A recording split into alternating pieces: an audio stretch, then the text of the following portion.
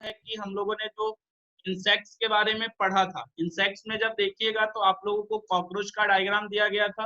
Cockroach का diagram आप 11th के चैप्टर में पढ़ोगे, भी डिटेल में पढ़ोगे।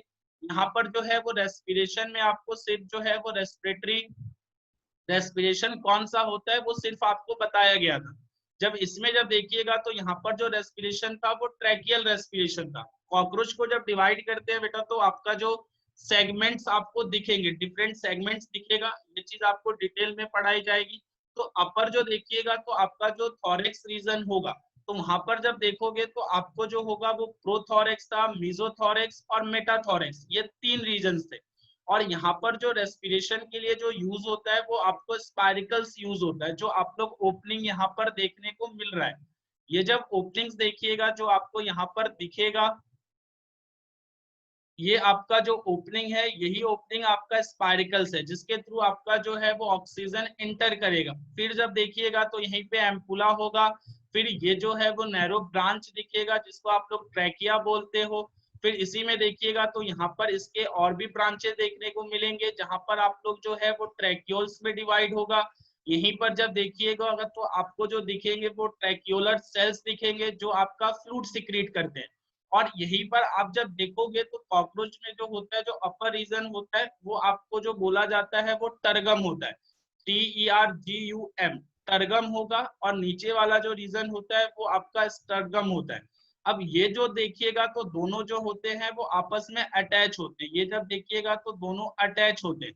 तो यहाँ पर जो है कि इनका भी इन्वॉल्वमेंट हो जाता है कि आपका जब रेस्पिरेशन प्रोसेस परफॉर्म करते हैं, जिसमें आपका इनहेलेशन और एक्सहेलेशन होता है, तब आपको देखने को मिलेगा। तो जो अटैच करता है वो होता है आपको टर्गो स्टर्नल मसल्स होते हैं, जो आपको टर्गम और स्टर्गम को अटैच करके रखते हैं। अब यहाँ पर देखिएगा तो जो आपका इनहेलेशन होगा वो आपका पैसिव होता है, जब एक्सहेलेशन की बात कीजिएगा तो आपका एक्टिव होता है। ये दो चीज आपको याद रखना है कि इनहेलेशन आपको पैसिव होगा, एक्सहेलेशन जो होता है वो एक्टिव होता है। और ये कब होगा, जब आपका जो है टर्गम स्टर्गम मसल्स में आपको कॉन्ट्रेक्शन कब देखने को मिलेगा, जब आपके इंसेक्ट्स जो है वो कॉकरोच ही है, तो आपका जब मूव करेगा, जब वो रेस्ट पे होगा तो आपको जो है वो ये चीज देखने को नहीं मिलेगा। तो ये जो है आपका फर्स्ट होता है। यहाँ पर ब्रैंकियल के बाद जब बात कीजिएगा तो आपको जो आता है कि यहाँ पर जो देखिएगा तो ब्रैंकियल रेस्पिरेशन। अब यहाँ पर जब देखिएगा तो ब्रैंकियल रेस्पिरेशन जो नेक्स्ट है, इसमें जब आप लोग पढ़ोगे तो जो स्ट्रक्चर इन्वॉल्व होता है वो आपका गिल्स होता है। आप लोगों ने 10th में ही पढ़ा था कि जो फिशेज होते हैं, जो मछली होती है, उसके अंदर जो रेस्पिरेशन होता है वो थ्रू गिल्स होता है। जब गिल्स की जब बात कीजिएगा तो यहाँ पर जो रेस्पिरेशन होता है वो ब्रैंकियल रेस्पिरेशन देखने को मिलेगा। अब ब्रैंकियल रेस्पिरेशन देखिएगा तो एग्जांपल्स आपको दिया गया है कि फिशेज होते हैं, प्रॉन्स होते हैं, टैडपोल्स होते हैं। और टैडपोल जो होता है बेटा वो लार्वा ऑफ फ्रॉग होता है। आप लोगों ने क्लास 8th में पढ़ा होगा, एक टॉपिक था मेटामॉर्फोसिस। मेटामॉर्फोसिस की जब बात कीजिएगा या क्लासिफिकेशन जब 11th में पढ़ोगे तो पढ़ेंगे डायरेक्ट डेवलपमेंट होता है और इनडायरेक्ट डेवलपमेंट होता है। डायरेक्ट डेवलपमेंट में आपको जो टेडपोल है या लार्वा स्टेज जो होता है वो नहीं आता है, लेकिन जब मेटामॉर्फोसिस होता है तो वहां पे आपको लार्वा स्टेज देखने को मिलेगा। तो फ्रॉग में भी ब्रैंकियल रेस्पिरेशन होता है, लेकिन कौन सा स्टेज होता है तो वो आपका लार्वा स्टेज होता है, जिसको आप लोग टेडपोल्स बोलते हो। अब यहीं पर देखेंगे बेटा तो गिल्स जो है, जो ब्रैंकियल रेस्पिरेशन है, यहाँ पर जो इन्वॉल्वमेंट है वो आपका गिल्स का है। लेकिन इसी में जब आप लोग देखोगे तो यहाँ पर आपको टाइप्स ऑफ गिल्स भी जो आपको देखने को मिलेगा। जब टाइप्स ऑफ गिल्स देखिएगा तो पहला जो है वो हम लोग जो कैटेगरी करते हैं वो विजिबिलिटी के ऊपर किया जाता है, मतलब कि हमें दिख रहा है या नहीं दिख रहा है। बहुत से कंडीशन में आप लोग जब देखोगे तो यहाँ पर जो है आपको क्लियर जो है वो दिखने लग जाता है, मतलब कि आप लोग जो है वो जो स्ट्रक्चर्स है वो बाहर से आपको दिखेगा।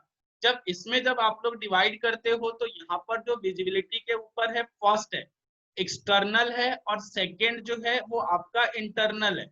एक्सटर्नल की बात कीजिएगा तो यहाँ पर जो होगा वो सीन फ्रॉम आउटसाइड, मतलब आपको बाहर से ही वो दिखेगा। जब बाहर से जब देखिएगा तो जैसे कि यहाँ पर आपको दिया गया, ये जब देखिएगा जिसमें आपको दिखेगा वो टैडपोल्स होते हैं। टैडपोल्स में जो होता है कि आपको जो गिल्स है वो आपको क्लियर विजिबल होता है फ्रॉम आउटसाइड, जो ये जो स्ट्रक्चर्स है वो आपको क्लियर विजिबल है। लेकिन जब इसी में देखते हो जैसे कि आपके बहुत सारे ऑर्गेनिजम्स है उसके अंदर आपको देखने को नहीं मिलता, जैसे फिशेस वगैरह में आपको जो है वो आउटसाइड से गिल्स जो है वो नहीं दिखते, जैसे आप सेकेंड जब देखोगे यहाँ पर आपको बाहर से नहीं दिखेगा। तो ये चीज है कि आपको जो गिल्स है वो आपको डिवाइड हो जाता है। फर्स्ट जो है वो विजिबिलिटी के ऊपर कर रहे हैं, यहाँ पर एक्सटर्नली आपको दिख रहा है, इंटरनली जब बात कीजिएगा तो वहां पर आपको विजिबल नहीं होता है। सेकेंड जब कैटेगरी करोगे तो ऑन द बेसिस ऑफ जो है वो अटैचमेंट के ऊपर करते हैं। और एक चीज याद रखिएगा कि यहाँ पर जो आपको कैटेगरी किया गया है ये आपका सेकेंड है जो अटैचमेंट के ऊपर है। तो फर्स्ट जब बात कीजिएगा तो यहाँ पर जो होता है वो पोडो ब्रांच होता है। पोडो ब्रांच की जब बात कीजिएगा तो यहाँ पर जो अटैचमेंट होगा वो अपेंडेजेस से होता है, ये चीज याद रखिएगा एक एक चीज। यहाँ पर जब देखिएगा तो नेक्स्ट जो होगा वो आर्थ्रो ब्रांच होगा, जिसमें जब बात करोगे जो अटैच होता है वो मेम्ब्रेन से होता है। थर्ड जब देखिएगा तो पिलोरो ब्रांच होता है जो आपका लेटरल साइड पे होता है। तो ये जो तीन कैटेगरी होती है ये ऑन द बेसिस ऑफ जो है वो अटैचमेंट के ऊपर होगा। नेक्स्ट जब देखोगे तो नेक्स्ट जो कैटेगरी करते हैं वो on the basis of filaments पे होगा। जब यहीं पर आप लोग नेक्स्ट देखोगे तो थर्ड जो कैटेगरी है वो आपका ऑन द बेसिस ऑफ जो है वो फिलामेंट है। अब यहाँ पर देखिएगा तो फर्स्ट जो होगा कि यहाँ पर हेमी ब्रांच होता है, तो यहाँ पर जो रो होगा वो ओनली एक ही रो देखने को मिलेगा। तो किसका होगा तो वो आपको गिल्स का होगा। इसी में जब देखेंगे तो होलो ब्रांच जो होता है तो यहाँ पर टू रोज होते हैं, जिसके अंदर आप जब देखोगे तो यहाँ पर इसको हम लोग बोलते हैं कंप्लीट गिल्स होगा, और हेमी ब्रांच को जो बोला जाता है वो हाफ गिल्स होता है। ये चीज जो है वो आपको जो होता है कि एक एक लाइन में लिखा गया है, स्ट्रक्चर आपको कहीं नहीं पढ़ाया जाता। ये जो है सिर्फ इसलिए पढ़ाया जाता है कि आपको क्लियर हो जाए, क्योंकि स्ट्रक्चर्स बनाओगे तो क्लियर होगा। उसी में अगर आप देखोगे तो यहाँ पर जो है नेक्स्ट है स्ट्रक्चर ऑफ गिल्स, देख लीजिए। स्ट्रक्चर ऑफ गिल्स देखोगे तो यहाँ पर जो है ये कंप्लीट जो है आपको जो दिखेगा फर्स्ट वो गिल फिलामेंट्स दिखेगी, और ये जो है कि आपको जो दिखेगा ये जो स्ट्रक्चर कंप्लीट है ये आपका गिल फिलामेंट का है। इसी में जब देखिएगा तो यहाँ पर जो होगा वो ब्लड वेसल्स होगा, जिसमें आपको आर्टरीज दिखेंगी, वेन्स दिखेगा, वो भी आपको क्लियर दिखेगा। उसी में जब देखेंगे तो ये जो स्ट्रक्चर्स प्रेजेंट होगा इसमें जो आपको दिखेगा वो गिल्स लैमली होगा, और ये कंप्लीट जो स्ट्रक्चर होगा ये आपको स्ट्रक्चर ऑफ गिल होता है। तो ये गिल के स्ट्रक्चर में आपको गिल फिलामेंट दिखेंगे और आपको गिल लैमली दिखेगा। उसके बाद आपको ब्लड वेसल्स वगैरह भी देखने को मिलता है। ये सिर्फ आपको कॉमन था जो अदर ऑर्गेनिजम्स में होता है, लेकिन आपको जो पढ़ना है वो ह्यूमन फिजियोलॉजी पढ़ना है। लेकिन उससे पहले बेटा एक चीज हम लोग क्लियर कर लेते हैं कि यहाँ पर जो देखेंगे तो कंपेयर करेंगे। कंपेयर किसमें करोगे, आप लोग जब फिजिक्स पढ़ोगे तो मीडियम जो पढ़ते हो वो डेंसर मीडियम पढ़ते हो और रेयर मीडियम पढ़ते हो। अगर आप लोगों ने ये टर्म नहीं सुना तो 10th में याद करो, प्रिज्म पढ़ा होगा। प्रिज्म में भी आप लोगों ने देखा होगा एक जो होता है वो डेंसर मीडियम होता है, एक जो होता है वो रेयर मीडियम होता है। ये दो मीडियम आप लोग फिजिक्स में भी सुनते हो और यहाँ पर भी आपको बायो में थोड़ा सा उसके बारे में पता होना चाहिए।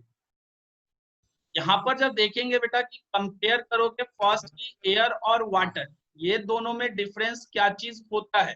तो यहाँ पर जो देखोगे कि हम लोग जो बात करते हैं compare between air and water, आप जब इसमें देखोगे तो वाटर जो होता है वो डेंसर मीडियम होता है, ये चीज याद रखिए। और एयर के कंपेयर में जो वाटर डेंसर मीडियम है तो वो कितना टाइम्स है, तो वो 800 टाइम्स होता है। मतलब सिंपल है कि वाटर जो होगा वो डेंसर है और 800 टाइम्स है as compared to the air. इसी में जब देखिएगा तो ऑक्सीजन जो होता है कि एयर में ज्यादा होगा या आपका वाटर में ज्यादा होगा। ऑक्सीजन इन वाटर जो होगा वो 30 टाइम्स जो होता है वो ज्यादा होता है as compared to the air. तो एयर के कंपेयर में आपको ऑक्सीजन जो है वो वाटर में ज्यादा मिलेंगे। अब इसी में जब बात करोगे कि रेट ऑफ डिफ्यूजन होता है, डिफ्यूजन जो आप लोगों ने पढ़ा था फर्स्ट चैप्टर में भी कि यहाँ पर जो मॉलिक्यूल्स होंगे वो हाई रीजन से लो रीजन में डिफ्यूज्ड होते हैं। तो वहां पर जब डिफ्यूजन की बात कीजिएगा एयर एंड वाटर में तो यहाँ पर लिखा भी गया है rate of diffusion is 5 lakh times as compared to air as a medium. तो यहाँ पर जो होगा रेट ऑफ डिफ्यूजन जो होगा वो वाटर में आपको जो है वो 5 लाख टाइम्स होगा। तो यहाँ पर जो है कि आपका डिफ्यूजन जो है वो भी आपको हाई देखने को मिलेगा। तो यहाँ पर जो देखोगे बेटा कि जब आपका जो फिश का एग्जांपल ले लीजिए, अगर आपके पास जब फिश देखोगे कंटिन्यूअसली वो मूव करता है वाटर में। जब वाटर में मूव करेगा तो नॉर्मली जो है वो ऑक्सीजन उस तक पहुंचता है, जो स्ट्रक्चर है वो गिल्स है। तो यहाँ पर कुछ एडॉप्टेशन देखने को मिलता है कि जो भी फिशेस वगैरह होती है उसके अंदर आपको एडॉप्टेशन देखने को मिलता है, जो उनको हेल्प करता है आपको रेस्पिरेशन में। तो यहाँ पर जब देखिएगा तो एक जो है वो आपका जो एडॉप्टेशन होता है वो आपका काउंटर करंट होता है। सेकेंड जब देखेंगे तो bye maintaining continuous water flow on gills. तो एक तो आपको क्लियर है कि सेकेंड वाला जो है ये तो क्लियर है कि जब वाटर में है तो वहां पर कंटिन्यूअस फ्लो ऑफ वाटर तो देखने को मिलेगा। लेकिन जो क्वेश्चन है कि यहाँ पर जो काउंटर करंट मैकेनिज्म क्या होता है, ये जो है वो आपका इंपॉर्टेंट होता है। इसी में जब आप लोग देखोगे तो यहाँ पर जो हम लोग देखेंगे कि यहाँ पर जो मैकेनिज्म ऑफ काउंटर करंट है, इसके बारे में और भी चैप्टर्स में आप लोग सुनने को मिलता है। यहीं पर जब आप देखिएगा तो यहाँ पर जो है वो प्रॉपर एक्सप्लेन जो किया है वो काउंटर करंट मैकेनिज्म को किया है। अब इसी में देखेंगे तो आपको जो दिखेगा कि यहाँ पर जो टॉपिक है वो हमारा मैकेनिज्म ऑफ काउंटर करंट है, ठीक है। अब इसमें जब देखोगे बेटा तो ये जो होता है वो को करंट है फर्स्ट। इसी में जो हम लोग थोड़ा सा डिफरेंस करेंगे तो को करंट है, और उसी में जब सेकेंड जो देखोगे तो ये वाला जो है वो आपको काउंटर करंट है। दोनों आप लोग डिफरेंस से देखिएगा तो यहाँ पर आपको जो दिखेगा बेटा कि जो आपका को करंट होता है उसमें आपको जो है वो दोनों जो होते हैं वाटर और ब्लड जो होता है वो एक ही डायरेक्शन में मूव करेगा। लेकिन जो काउंटर करंट होता है उसमें आपको ब्लड जो है और वाटर जो है वो अपोजिट डायरेक्शन में मूव करेगा। जैसे आप यहाँ पर देखो, यहाँ पर जो है वो को करंट वाटर प्लस ब्लड दिया गया है, जो आपको सिंपली जो है वो सेम डायरेक्शन में मूव करेगा। जब आप काउंटर करंट की बात करोगे तो अपोजिट डायरेक्शन में होगा। अब यहाँ पर देखते हैं कि दोनों में जो है वो को करंट या काउंटर करंट जो एडॉप्टेशन है वो क्यों है। एक चीज आप लोग सिंपल देखिए, फर्स्ट जो है ये आपको जो बनाया गया है ये वेसल है जिसके अंदर आपको वाटर दिया गया है, ये आप सिंपल देखिए। यहाँ जो देखिएगा तो ये आपका जो है वो वाटर होगा, और सेकेंड जब इसी में देखेंगे तो आपका जो होगा कि ये जो है वो आपका ब्लड वेसल है। तो ये जो सिंपल देखिएगा तो वाटर और आपको जो है सेकेंड जो है वो ब्लड वेसल है। आपको क्या चीज बोला गया कि को करंट में जो दोनों होगा वो आपको एक ही डायरेक्शन में मूव करेगा, मतलब डायरेक्शन अगर सेम है। जब डायरेक्शन सेम है तो क्या प्रॉब्लम आती है वो देखिए एक बार, कि सैचुरेशन जो होगा वो ऑक्सीजन का वाटर से वो 100% होता है, 100% सैचुरेशन रेट आपको देखने को मिलेगा। अब यहाँ पर कंडीशन लेते हैं कि ये जो है वो डीऑक्सीजनेटेड ब्लड है। डीऑक्सीजनेटेड ब्लड है, अगर यहीं पर जो अमाउंट ले लेते हैं वो 10% आपका सिर्फ ऑक्सीजन है, बाकी जो है वो 90% आपको कार्बन डाइऑक्साइड है। तो कंडीशन जो हो गया वो ब्लड का डीऑक्सीजनेटेड ब्लड हो गया, ठीक है। अब यहाँ पर जो देखोगे तो ये जो इधर से आएगा वो 100% आएगा, मतलब एक साइड से 100% आएगा, सेकेंड साइड से सेम डायरेक्शन है तो 10% आएगा। जब देखिएगा तो मूवमेंट जो होता है वो हाई से लो होता है, ये आपको पता है। तो जो 100% है वहां से मूव कर जाएगा 10% की तरफ। जो 100 से 10 की तरफ हुआ तो नॉर्मली वो फिर से कितना हो जाएगा, 20 हो जाएगा, और इधर जो है वो 90 होगा। फिर जब 90 से लीजिएगा तो फिर मूव करेगा तो वहां पर आपको जो होगा वो 30 और 80 हो जाएगा। तो फिर जब मूवमेंट करेगा तो 80 से कितना हो सकता है, वो 50 हो जाए, और इधर भी एक टाइम पे 50 हो जाए, मतलब दोनों जो है वो इक्वल हो गया। तो मूवमेंट जो होता है वो आपको जीरो दिखेगा।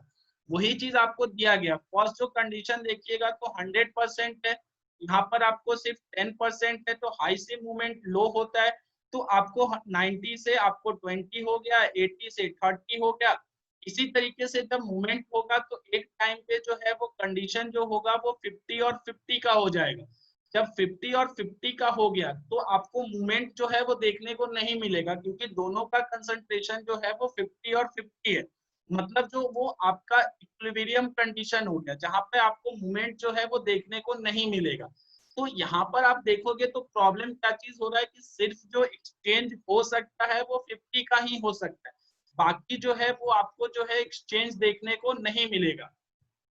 तो यहाँ पर भी देखिएगा तो 50% बाहर आ गया, यहाँ से भी आपको 50% आ गया, क्योंकि यहाँ पर अब एक्सचेंज पॉसिबल नहीं है।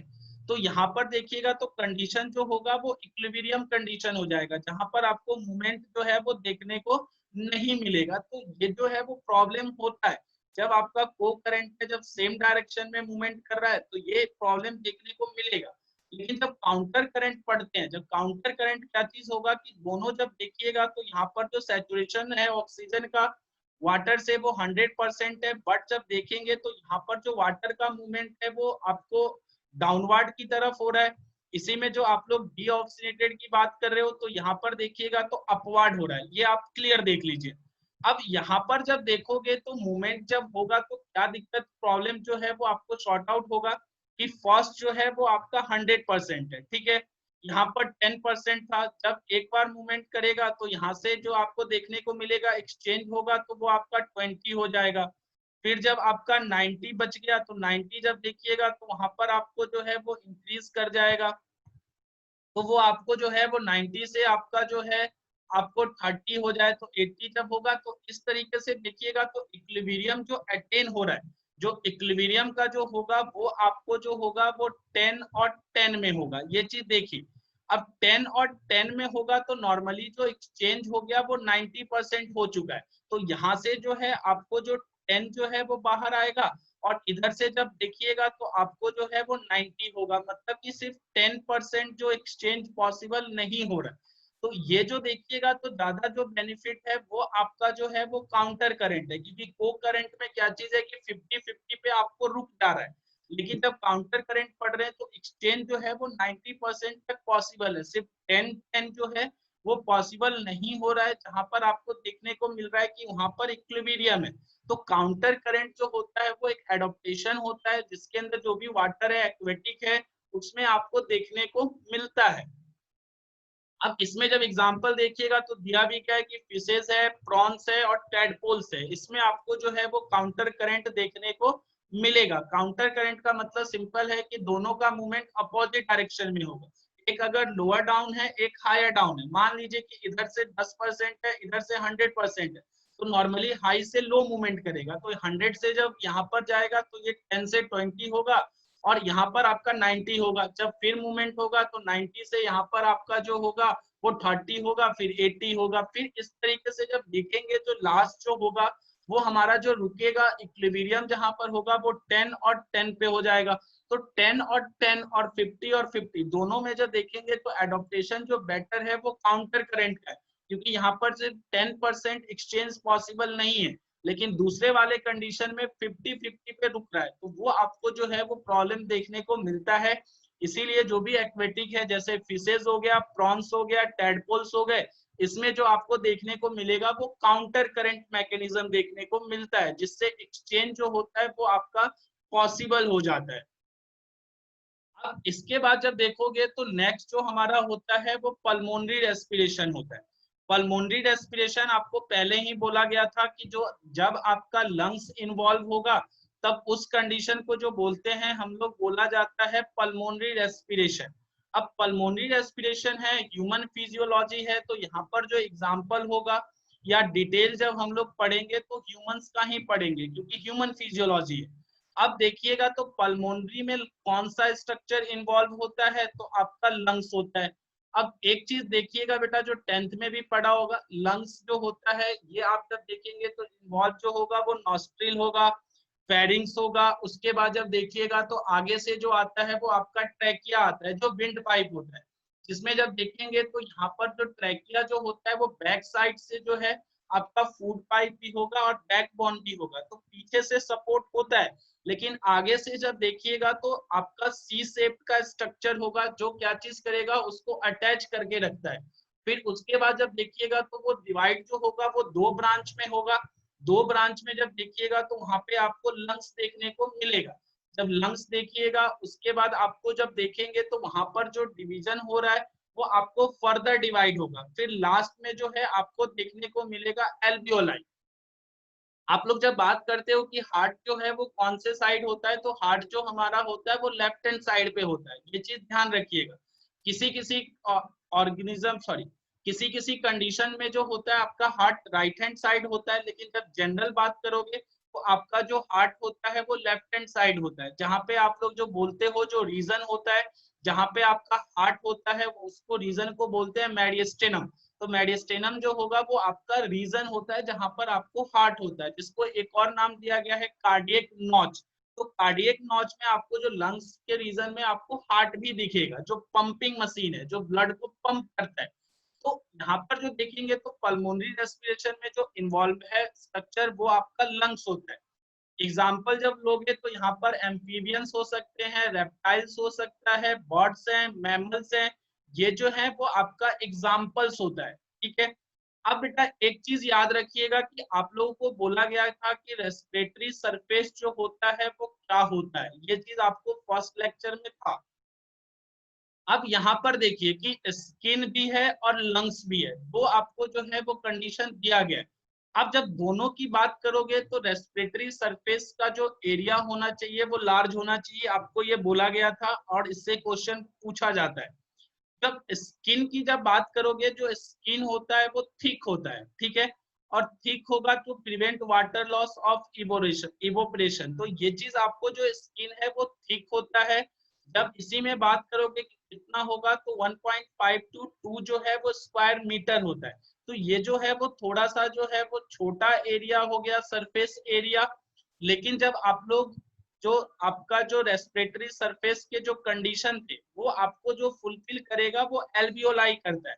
एल्वियोलाई की जब बात करोगे तो आपको वेरी थिन होता है, बहुत पतला होगा, मॉइस्ट होता है, हाईली वेस्कुलर होता है, इसी में पिगमेंट्स हेमोग्लोबिन प्रेजेंट होता है।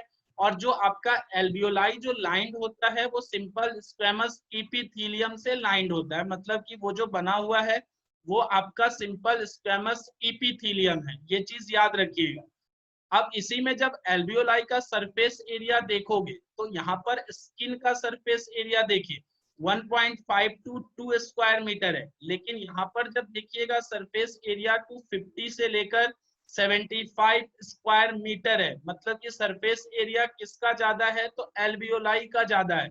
इसीलिए आप देखेंगे तो एल्वियोलाई जो होता है वो आपका रेस्पिरेटरी सरफेस होता है और ये सारे कंडीशन को फुलफिल करेगा। थिन होता है, हाईली वेस्कुलर है, मॉइस्ट होगा, हेमोग्लोबिन आपका पिगमेंट प्रेजेंट होगा, और सरफेस एरिया जब बात करते हैं तो 50 से 75 स्क्वायर मीटर है। तो यहाँ पर ये सारे कंडीशन को फुलफिल करता है। लेकिन जब बात करोगे स्किन का तो जब सरफेस एरिया देख रहे हैं तो वो भी छोटा है और ये आपका थिक होता है।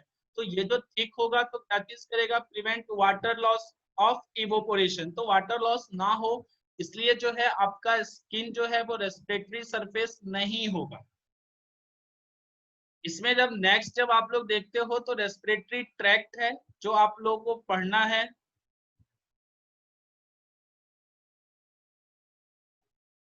कोई भी टाइम से कोई नहीं है, थोड़ा सा और है। इसमें जब देखेंगे तो रेस्पिरेटरी ट्रैक्ट से जो है आप लोग जो है वो कल स्टार्ट करेंगे बेटा। इसमें अगर किसी को प्रॉब्लम